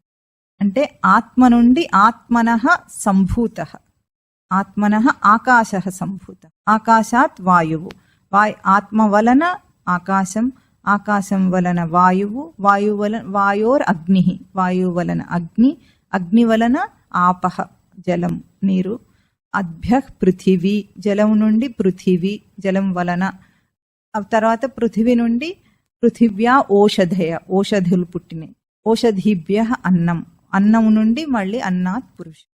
ఇది సృష్టి క్రమాన్ని చెప్తుంది. ఇప్పుడు పంచమహాభూతాలు మొదట 5 అని మీకు అర్థమై ఉంటుంది కదా ఈ పాటికి. ఈ పంచమహాభూతాలు ఎక్కడి నుండి సంభూత? ఆత్మ వలన. ఇప్పుడు పేరెంటల్ క్యారెక్టరిస్టిక్స్ అంటారు, మనకు అర్థమవుతుంది కదా. విత్తనంలో ఏది ఉందో అదే వస్తుంది, కానీ ఇంకొకటి రావటానికి వీలు లేదు. అవునా? కాకరకాయ విత్తనం వేసామనుకోండి, పొట్ల తీగ వస్తుందా దాని నుండి? అంత నవ్వారే అంటే అసంభవం. మన దృష్టి ఏమిటి? అసంభవం. అది అందుకే అంత సర్కాస్టిక్ గా నవ్వు వచ్చేసింది. పొట్ల తీగ రాదు అని మనకు ఎంత బాగా తెలుసు. మరి ఆత్మనః ఆకాశ సంభూత, దాని నుండి పురుషుడు వచ్చాడు కదా. మరి పురుషుడు ఆత్మ లక్షణాలు కలిగి ఉంటాడా? మధ్యలో జీవ లక్షణాలు ఏమైనా కలిగి ఉంటాడా వాడు? ఎంత అసంభవం. కాకర తీగకు పొట్ల తీగ రాదు, కాకర విత్తనానికి అన్నంత అసంభవం అది. ఇప్పుడు వాడి జీవుణ్ణి, నేను జిల్లేడుకాయని, నేను చచ్చిపోయావాడిని అంటే అర్థమే ఉంది? అర్థం లేదు అక్కడ. అయితే అన్ని స్థాయిల్లో ఎట్లా అద్వైతాన్ని ప్రవర్తింపజేస్తున్నాడో చూద్దాం. ఆకాశం ఏం చేస్తుందంటే, ఆకాశ లక్షణం ఏమిటి అంటే శబ్దగుణం ఆకాశ లక్షణం అంటారు. ఆత్మ నుండి ఆకాశం వచ్చింది, శబ్దగుణం వచ్చిందట. ఆత్మ శబ్ద లక్షణమా అశబ్దమా? అశబ్దం అంటే నిశ్శబ్దం. ఆత్మ నిశ్శబ్దమా శబ్దమా? నిశ్శబ్దం ఆత్మ లక్షణం. ఎట్లా చెప్పారు? ఓంకారం తర్వాత ఉండే ఏ నిశ్శబ్దం ఉందో అదే పరమాత్మ స్వరూపం అని మనం మననం. ఇప్పుడు ఆత్మ నుండి ఆకాశానికి శబ్దగుణం ఉంది అంటారు. ఆ శబ్దగుణం మన దగ్గర కూడా ఉంది. ఎట్లా ఉంది? శ్రవణేంద్రియ రూపంలో ఉంది. అంటే ఆత్మ మన దగ్గర ఏ రూపంలో ఉంది? శ్రవణేంద్రియం. మధ్యలో సంధానం చేసేది ఆకాశం. ఆత్మ వలన ఆకాశం, ఆకాశం నుండి వచ్చిన పురుషుడికి శ్రవణేంద్రియ రూపంలో శబ్దగుణం ఉంది. ఇప్పుడు నిశ్శబ్దము ఆత్మ లక్షణం అయితే ఆకాశానికి శబ్దగుణం ఎట్లా ఉంది? శబ్దం అంటే ఏమిటి అంటే, శబ్దం ఎప్పుడు కూడా నిశ్శబ్దాన్ని వ్యక్తం చేస్తుంది. అది అసలు శబ్దం అంటే సౌండ్ అంటే మనం బయటికి ఏం చూస్తున్నాము శబ్దము, ఆ శబ్దంలో కాదు అది. దాని రూపం ఏమిటి? నిశ్శబ్దాన్ని పలికిస్తే శబ్దం వస్తుంది. ఇప్పుడు ఇక్కడ శబ్దం చేయాలనుకోండి అంటే దేన్ని పలికించాను? నిశ్శబ్దాన్ని పలికిస్తే శబ్దగుణం వచ్చింది. శబ్దం విన్నప్పుడు మనకు రావాల్సింది, తెలియవలసింది ఏమిటి? అక్కడ పలికింది నిశ్శబ్దం పలికింది. నిశ్శబ్దాన్ని పలికిస్తే శబ్దం. కానీ శబ్దం అనే ఒక ఇండివిజువల్ ఎంటిటీ లేదు సృష్టిలో. శబ్దం జరుగుతుంది అంటే అక్కడ నిశ్శబ్దం పలుకుతుందని అర్థం. ఆత్మను గుర్తించాలంటే ఆకాశం ఒక శబ్ద లక్షణాన్ని ధారణ చేస్తుంది. ఆ ధారణ చేసి మన శ్రవణేంద్రియం దాకా తీసుకొస్తుంది. అది క్యారియర్ అన్నమాట. ఆకాశం క్యారియర్. మన శ్రవణేంద్రియం దాకా నిశ్శబ్ద లక్షణాన్ని తీసుకురావడానికి అదొక క్యారియర్. మనం ఎట్లా దాన్ని రిసీవ్ చేసుకోగలము? ఆత్మ ఎక్కడ ఉంటే కాదు, మన లోపల కూడా అదే ఆత్మ లక్షణం ఉంది కనుక ఆ నిశ్శబ్ద గుణాన్ని మనం రిసీవ్ చేసుకుంటాం. మనం శబ్దం వింటున్నామా? నిశ్శబ్దాన్ని వింటున్నామా? నిశ్శబ్ద రూపాన్ని తెలియజేసే శబ్దాన్ని వింటున్నాం. నిశ్శబ్ద స్వరూపాన్ని తెలియజేసే శబ్దాన్ని వింటున్నాం. అంటే మనం మాట్లాడుతున్నాం అంటే అర్థం ఏమిటంటే నిశ్శబ్దాన్ని పలికిస్తున్నామని అర్థం. ఇప్పుడు ఆకాశం గాని మన శ్రవణేంద్రియం గాని ఏకరూపమైన ఏకాత్మ ప్రత్యయ సారం, ఆ పదానికి చెప్పుకుంటున్నాం. ఏకాత్మ ప్రతి ప్రవర్తన యొక్క సారం ఏమిటి అని అది మనం ఏం వింటున్నామంటే ఏం చేస్తున్నాము?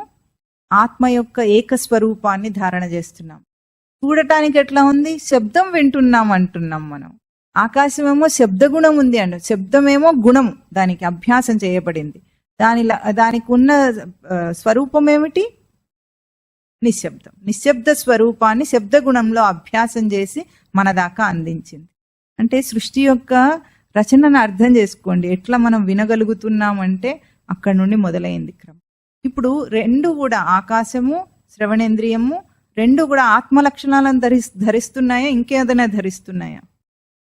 ఆ ఆత్మ లక్షణాన్ని వినకుండా మనం శ్రవణేంద్రియం చేత విన్న శబ్దాన్ని గ్రహించే జగత్ ఏదంటే బాగుంది బాగాలేదని. శబ్దానికి బాగుంది బాగాలేదనే కదా మనం అంటాం. మంచి చెడు మాట విన్నాం కానీ మనం దాన్ని ఏమంటాము? దాని విషయాత్మకంగా సందర్భం చేసుకుని మాట మంచి మాట చెడ్డ మాట అంటాం. శబ్దం విన్న ఆనందం మనకు ఎప్పుడైనా వచ్చిందా? శబ్దం యొక్క రహస్యం మనకు అర్థమైందా? కానీ అది ధారణ చేసేది మాత్రము ఆత్మ యొక్క నిశ్శబ్ద లక్షణాన్ని ధారణ చేసి నీ దాకా తీసుకొస్తుంటే మనం ఏం మాట్లాడుతున్నాం? విషయాన్ని మాట్లాడుతున్నాం. ఏమిటి శబ్దం? ఏదో శబ్దం వస్తుంది ఇక్కడ. ఏమిటి శబ్దం అంటున్నాం మనం. ఏమిటి శబ్దం కాదు, అది నిశ్శబ్దం యొక్క పలకరింపు. మన గ్రహింపంతా విషయాత్మకంగా వ్యావహారికంగానే పోతుంది, కానీ మన దృష్టి మారదు ఎప్పుడు కూడా. అందుకే దేహాన్ని వాడుకుంటున్నామంటే మనము దేహం అంటే ఏమిటో తెలియకుండా వాడుకుంటున్నాం. చాలా గొప్ప డిజైన్ ఇది. ఇంతవరకు ఇలాంటి మెషిన్ ఎవరు కనిపెట్టరు. మీ R&Dలో కూడా సాధ్యం కాదు, అసాధ్యం. అది ముందు దీన్ని తెలుసుకుంటే చాలు, వేరే ఇంకేం కనిపెట్టక్కర్లేదు. దీన్ని అర్థం చేసుకోలేకపోతున్నాం. సృష్టి ఎట్లా ఏకధారణలో ఉంది. ఇప్పుడు ఏం చేస్తుంది? ఆకాశం ఏకధారణలో ఆత్మ యొక్క స్వరూపాన్ని ధారణ చేస్తుంది. ఏకధారణలో నీ శ్రవణేంద్రియం దాకా వస్తుంది. నీ శ్రవణేంద్రియం కూడా ఏకధారణలో నిశ్శబ్దాన్ని వినగలదు, కానీ శబ్దాన్ని వినలేదు. ఎందుకు వినలేదు? శబ్దాన్ని గ్రహించే రూపం ఏది? మనము మిల్లీ వోల్ట్స్లో తీసుకుంటాం. మనం శబ్దాన్ని యాజ్ ఇట్ ఈస్ గా తీసుకోదు. లోపలికి వెళ్ళిపోయిన తర్వాత నరాలన్నీ విద్యుదయస్కాంత తరంగ రూపంలో వెళుతున్నాయి. బ్రెయిన్ దాకా ఎట్లా రీచ్ అవుతుంది? ఒక్కొక్క సెన్స్ ఆర్గన్ నుండి అంటే అన్ని విద్యుదయస్కాంత తరంగ రూపంలోనే వెళతాయి, కానీ అవేవి బయట రూపంగా రావు. చూస్తున్నాను, చూపు అనే దృశ్య రూపంలో లోపలికి క్యాప్చర్ అవ్వట్లేదు. కంటి దాకా వెళ్ళి అదేమైంది అభౌతికంగా. ఇప్పుడు అది కెమెరాని చూస్తున్నాం, కెమెరా కంటి లోపలికి వెళ్ళిపోతుందా? లేదు. దాన్ని గుర్తించగలుగుతున్నానంటే విద్యుదయస్కాంత తరంగ రూపంలో వెనకాల ఎలక్ట్రోమాగ్నెటిక్ వేవ్ అంటాం మనం, ఫ్రీక్వెన్సీ రూపంలో మనం గ్రహిస్తున్నాం. అంటే అది దాని రూపం ఏమి? ఎలక్ట్రోమాగ్నెటిక్ ఫ్రీక్వెన్సీ రూపం ఏమి? బయట దృశ్య రూపం కాదది, శబ్ద రూపం కాదది.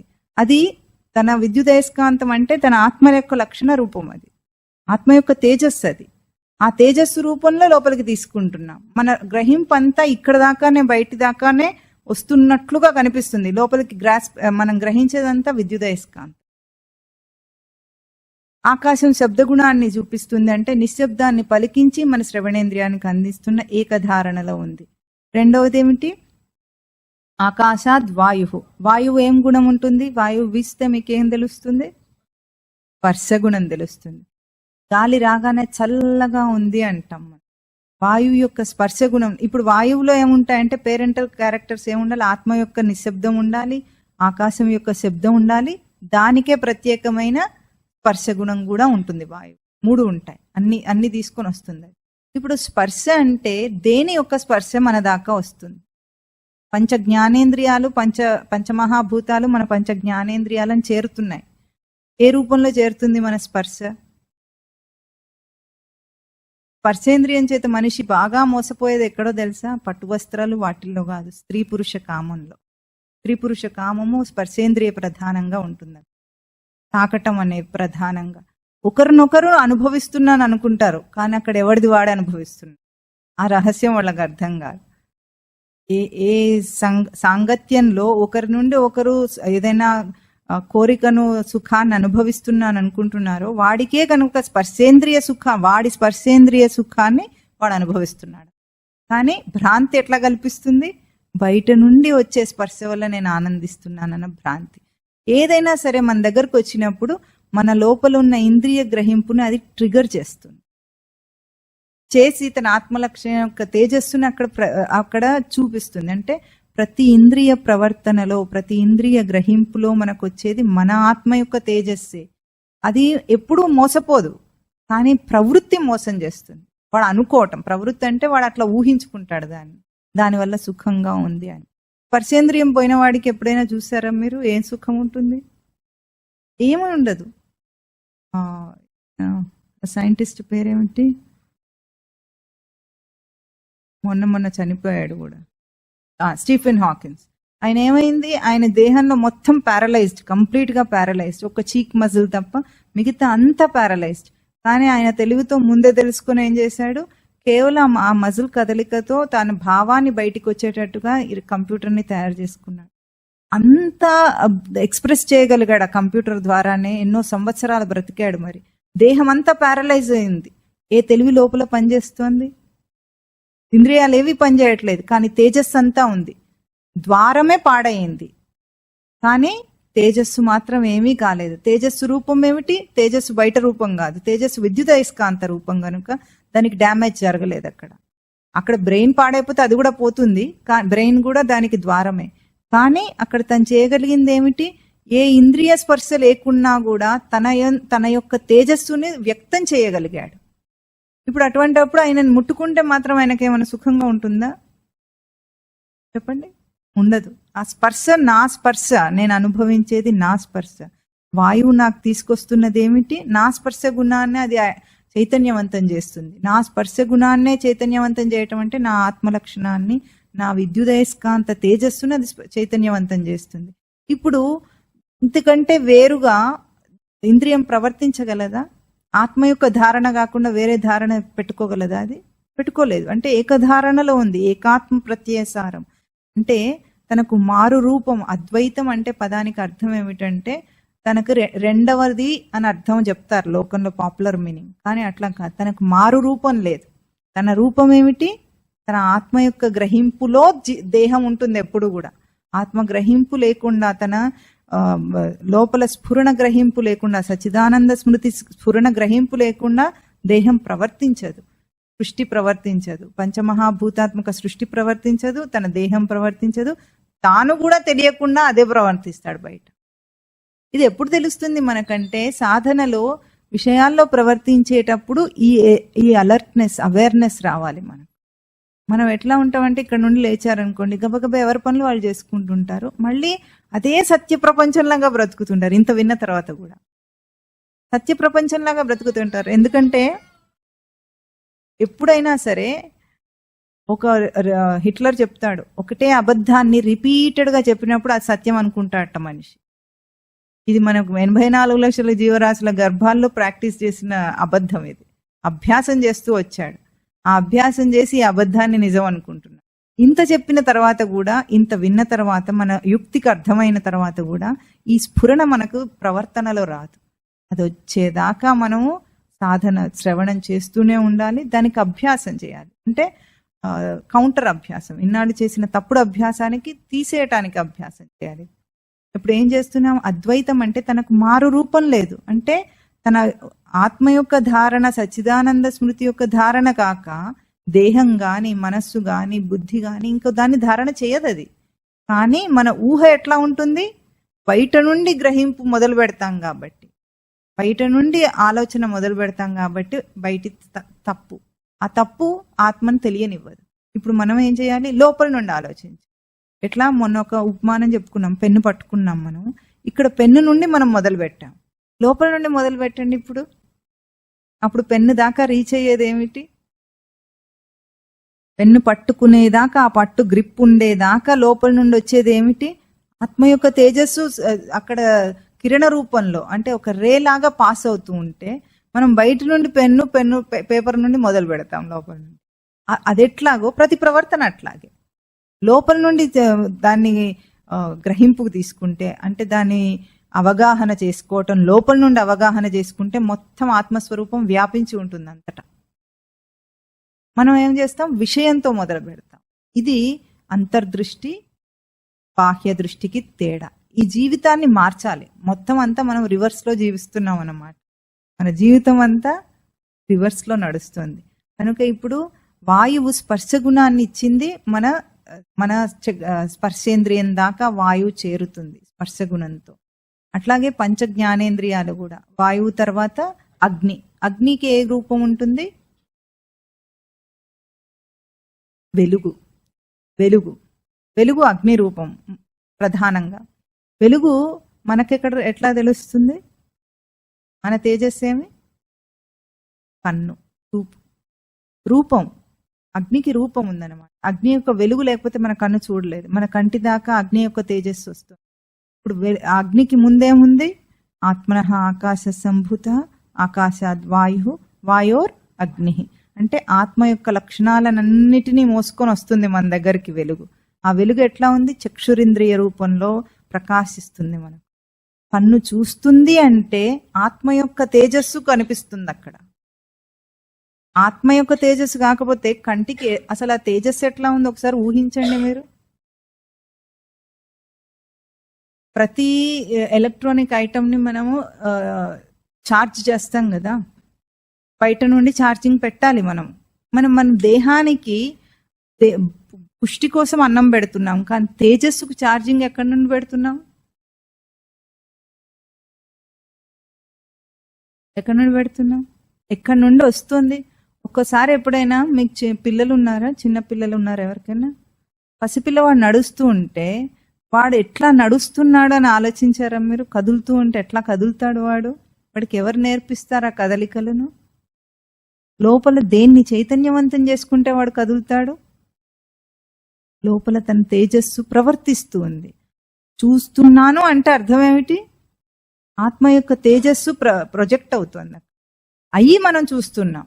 బయట వెలుగు ఉండటం వల్ల, బయట సూర్యుడు ఉండి ఆ సూర్యుడు రశ్మి దాని మీద పడటం వల్ల చూడటం అనేది బయట నుండి ప్రొసీజర్, అది సైంటిస్ట్ చెప్పింది. కానీ ఇక్కడ జరిగేది ఏమిటి?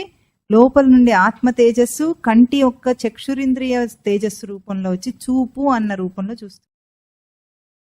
చూపును చూస్తాం, మనమేమో దిక్కులు చూస్తాం, చూపులు చూడకుండా. చూపులు చూడక చూచెడి వారల చూపులోనున్నాడు, జ్ఞాన జ్యోతిర్మయుడై సర్వవ్యాపకుడైనాడు. మనం ఇంత చక్కగా చూస్తూ ఉంటే చూపులు చూడక చూచెడి వారల చూపులో ఉన్నాడు. బయట దిక్కులు చూడకుండా తన చూపును చూసుకుంటే ఆ చూపులో ఉన్నాడు. ఎవరు? జ్ఞాన జ్యోతిర్మయుడై సర్వవ్యాపకుడైనాడు. ఎవరు? కృష్ణుడు. కృష్ణుడి పాట అది. అంటే మన చూపులో వ్యక్తమయ్యే తేజస్సు ఏమిటి? ఆత్మ నుండి వచ్చిన తేజస్సు చూపు ద్వారా వస్తూ ఉంటే దానికి అగ్ని సహాయం, అగ్ని రూపంలో ఉంది. అగ్ని మన కంటిలో ఉంది. ఆ రూపంలో వస్తుంటే మనం ఏం చేస్తాం? అది బాగుంది, ఇది బాగుంది, ఇది బాగాలేదు, అది అట్లా ఉంది, ఇది ఇట్లా ఉంది, అది గుండ్రంగా ఉంది, దాని రంగులు చెప్తాం, రూపం చెప్తాం, అన్నీ ఇవే చూస్తాం. అంటే మనం చూసేది నామరూప క్రియాగుణములు కానీ ఆత్మ యొక్క తేజస్సు చూడటం లేదు. ఇక్కడ మోసపోతాం. ఇప్పుడు ఇది చూడటం అలవాటు అవుతుందో అక్కడ భేదం అనిపించదు మనిషికి. భేదం అనిపించే తెలియలేకుండా ఉంటాడు. రంగులు గుర్తించడం అనుకోకండి, అన్ని రంగులు తెల్లగా అయిపోవు, అన్నీ తెలుస్తాయి. కానీ అది సత్యం కాదు. ఇప్పుడు ఏమిటి సత్యం? నా చూపు అనే తేజస్సు సత్యం. ఎందుకు? అది అద్వైత స్వరూపంలో ప్రవర్తిస్తుంది. దానికి మారు రూపం లేదు. ఆత్మ యొక్క లక్షణమే రావాలి అక్కడ దాకా. మధ్యలో కరప్ట్ చేసి దాన్ని మార్చడానికి దారి మరలించేది ఏం లేదు అక్కడ. అది సృష్టి దగ్గర నుండి మన దగ్గర దాకా ఆ సెన్స్ రీచ్ అవుతుంది మన దగ్గరికి. సృష్టి యొక్క రహస్యం అది. దాని తర్వాత అగ్నేర్ ఆపహ, నీటికి ఏ రుచి, ఏ గుణం ఉంటుంది?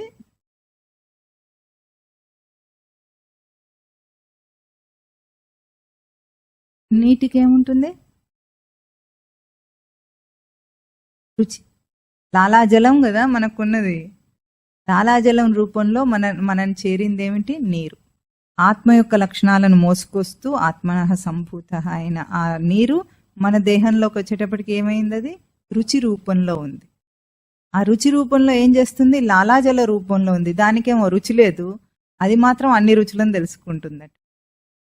ఇప్పుడు తీపి బాగా తింటే వెగటు రావచ్చు, కారం కొంచెం తింటే కష్టంగా ఉండొచ్చు, మంట పుట్టచ్చు. కానీ లాలాజలానికి ఏ రుచి లేదు కదా. అది ఎప్పుడైనా కష్టం కలిగించింది, బాగుంది అన్నదా ఎప్పుడైనా? మీరు చాలాసార్లు విన్నారు, ఊరి కారిపోదు, ఊరక ఎండిపోదు. లాలాజలం ఎప్పుడు తడిపి ఉంచుతుంది, ఎంత కావాలో అంత తడిపి ఉంచుతుంది, కారిపోదు, ఎండిపోదు. ఉమ్మేస్తామా ఎప్పుడన్నా? మింగేస్తామా? అంత రుచి లేని పదార్థాన్ని ఎట్లా మింగుతున్నాం? వద్దని ఎవరైనా అంటున్నారా? అంటే తన ఆత్మస్వరూపం అటువంటిది. దానికి రుచులు, షడ్రుచుల్లో రుచులేవి లేవు.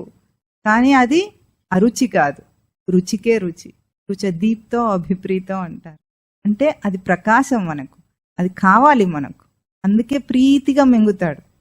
చిచి అనుకుంటూ మింగుతారు ఎప్పుడున్న లాలాజలాన్ని? చిచి అనడు, ప్రీతిగా మింగుతుంటాడు. చేస్తున్నాడని కూడా తెలియదు, కనీసం చేస్తాడు కానీ చేస్తున్నాడని తెలియదు.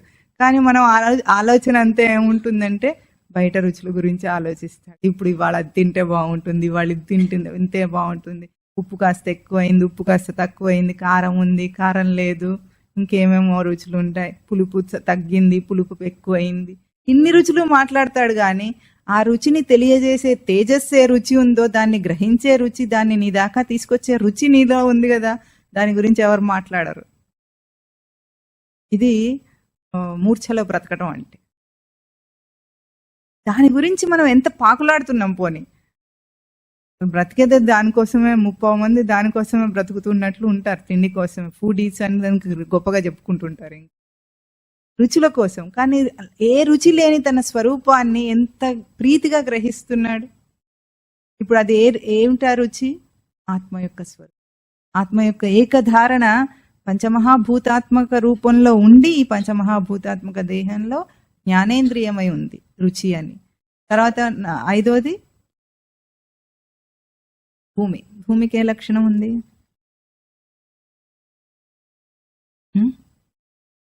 కరెక్టే, వాసన, ఆఘ్రాణం. ఎప్పుడైనా తొలకరి చినుకులు పడుతుంటే మట్టి వాసన వస్తుంది చూసారా? సిటీలో అంత రాకపోవచ్చు, మట్టే లేకపోతే వాసన ఎట్లా వస్తుంది, కానీ చినుకు పడగానే మట్టి వాసన చక్కగా వస్తుంది. పుణ్యో గంధ పృథివ్యాం అంట. గంధం ఉంది, గంధ లక్షణం భూమికి ఉంది. అది మన ఆఘ్రాణం అంటే నాసిక రూపంలో మన దగ్గరికి చేరి వాసనలన్నీ చూసి వాసన గురించి దాని గురించి చెప్తాం, కానీ ఆ వాసనకు ఆధారమైన తన వాసన ఏమిటో చెప్పడు. మల్లెపూల వాసన అంటాడు, పెట్రోల్ వాసన అంటాడు, గ్యాస్ వాసన అంటాడు, పర్ఫ్యూమ్ వాసన అంటాడు, ఇన్ని వాసన చెప్తాడు. కానీ దేని చేత ఆ వాసన నీకు అర్థమవుతుందో ఆ వాసన గురించి వాడికి అర్థమే కాదు. ఆఘ్రాణ ఇంద్రియం యొక్క తేజస్సు మనం చూడటం. అది దేన్ని పట్టుకొని ఉంది? ఆత్మలక్షణాలను ధారణ చేసింది కనుక ఆత్మలక్షణానికి వాసన లేదు, రూపం లేదు, రుచి లేదు, ఏది లేదు. కానీ అన్నిటికీ ఆధారం అదే. బాగా మంచి ఉపమానం ఏమిటంటే సినిమా తెర. ఆత్మలక్షణాన్ని చెప్పేది, చక్కగా చెప్పేది సినిమా తెర.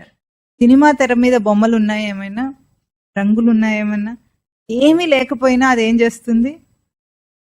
అన్నిటినీ చూపిస్తుంది స్పష్టంగా. తెర ఎంత స్పష్టంగా ఉంటే అంత స్పష్టంగా ఉంటుంది. ఇప్పుడు ఎల్సిడీలు ఇంకేవేమో స్క్రీన్లు వచ్చినాయి, అవి ఎంత స్పష్టంగా ఉంటాయి. హెచ్డి క్వాలిటీ అంటారు, ఇంకా హై డెఫినేషన్, ఇంకేవేవో ఉంటాయి కదా. ఎందుకు ఉంటాయి అవన్నీ? స్పష్టంగా కనిపించటానికి. కానీ తెర స్పష్టతలో మనం బొమ్మ స్పష్టతను ఎంచి తెరను ఎంచుతున్నాం, కానీ తెర స్పష్టత కానీ బొమ్మ స్పష్టత కాదు. అది మనకు అర్థమవుతుంది కదా. స్క్రీన్ మబ్బుగా ఉంది, ఫోన్ స్క్రీన్ అంత ఏం చూస్తున్నా సరే కనిపించట్లేదు. అప్పుడు మనం ఏం చేయాలి? బొమ్మను మారుస్తామో స్క్రీన్ని మారుస్తామో? స్క్రీన్ తుడుచుకుంటే కనిపిస్తుంది. స్పష్టత దేంది? స్క్రీన్. అట్లాగే నేను అన్న స్ఫురణ ఈ అన్ని ఇంద్రియాలకు ఆధారమై ధరింపబడి అద్వైత స్వరూపంలో ఏకాత్మ ప్రత్యయసారం ప్రతి ప్రవర్తనకు ప్రతి గ్రహింపుకు ఆధారమయ్యేది సారభూతంగా ఉందో అది ఆత్మలక్షణం. అది ఏకాత్మ ప్రత్యయసారం, అద్వైతం. ఇది పూర్తి కాదు, వచ్చే వారం మళ్ళీ చెప్పుకోవాలి మంత్రాన్ని. ఎందుకంటే ఇక్కడే శివం శాంతం చతుర్థం మన్యంతే సహ ఆత్మ సహ విజ్ఞేహ అన్న పదాలు కూడా చాలా ముఖ్యమైనవి.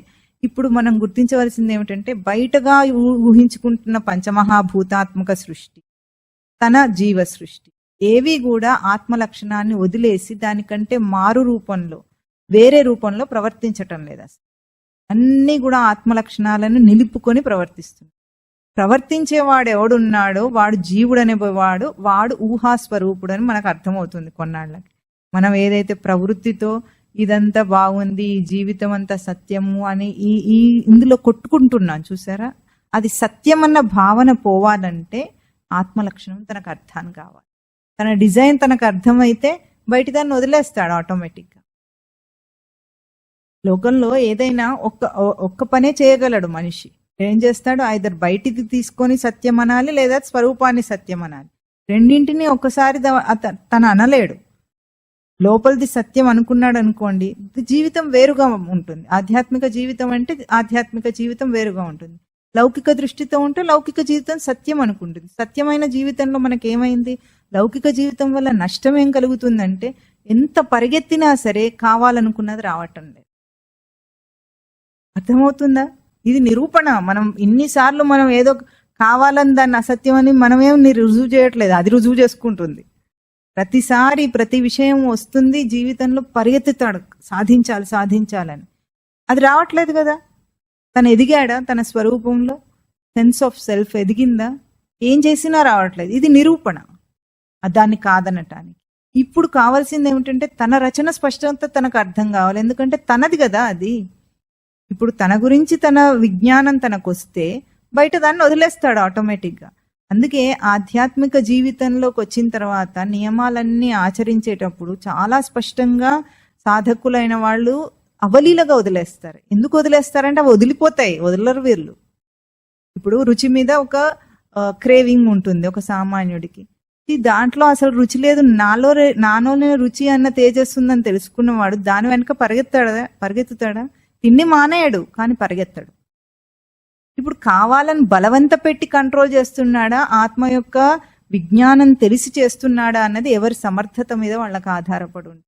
ఎవరెవరి సాధన ఎంత ఉంటుందో వాడు అంత అవలీలగా చేస్తుంటాడు. దాన్ని కష్టపడి చేస్తున్నాడంటే అర్థం ఏమిటంటే ఇంకా వాడికి ఆత్మ యొక్క తేజస్సు అర్థం కావటం లేదు.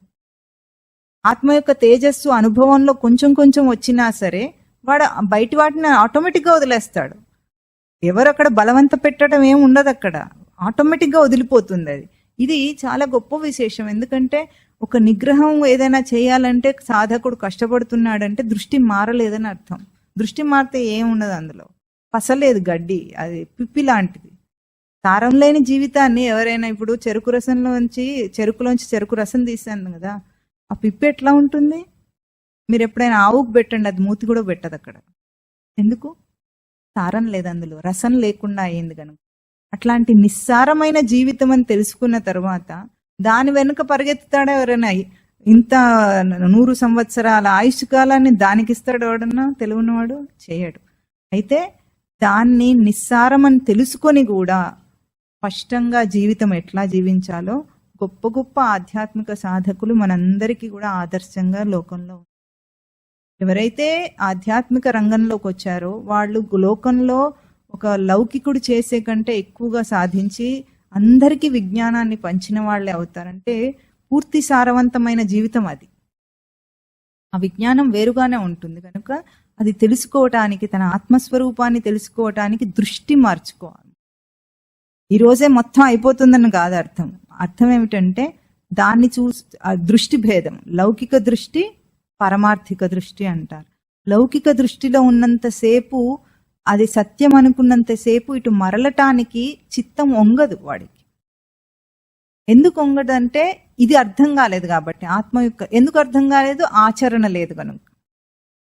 వింటున్నాము కానీ ఆచరణ లేకపోతే అర్థం కాదు. కనుక ఏ ఒక్కటైనా పాయింట్ తీసుకొని విన్న ప్రవచనంలో ఒక్కసారి ఖాళీగా ఉన్నప్పుడు, పనిలో ఉన్నప్పుడు ఎప్పుడైనా సరే ప్రయోగం చేసుకోవాలి. తన మీద ప్రయోగం చేసుకుని ఒక్కసారి దర్శనం చేసే ప్రయత్నం చేస్తే ఆసక్తి వస్తుంది, దృష్టి మారుతుంది. ఈ దృష్టి మారటానికి మనం ఇది చెప్పుకుంటాము, సృష్టిలో అద్వైత స్వరూపం తప్ప ఇంకొకటి లేదు. జీవుడు పరమాత్మ అన్న విషయంలో ఆ ద్వైతాద్వైతాలను మాట్లాడటం బయటిగా.